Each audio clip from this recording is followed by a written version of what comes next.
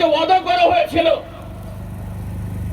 যদি একবার ভারতীয় জনতা পার্টিকে সরকার তৈরি করার জন্য সুযোগ দেওয়া যায়, সুযোগ দেওয়া হয়, 6 মাসের মধ্যে এডিসি এলাকার সীমানা দিয়ে এটাকে কেন্দ্র করে ত্রিপুরালেন করা হবে।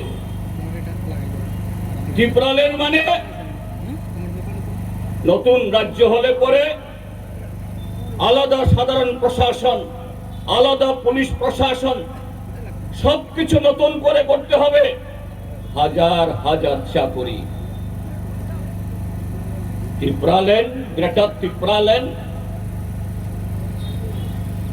অন্য কিছু দেওয়ার সেরকম তাৎক্ষণিক কোন হাতছানি দিতে না পারলেও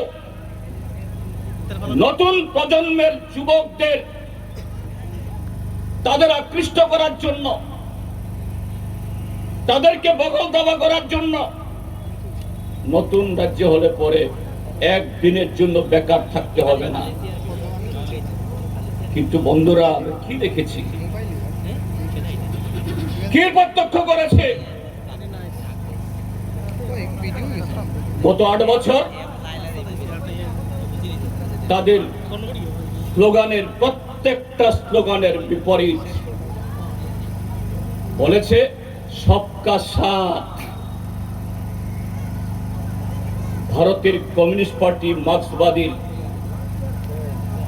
পার্টি অফিস 12-13 বার আক্রান্ত হয়। সবকা সাথ মানেটা কি?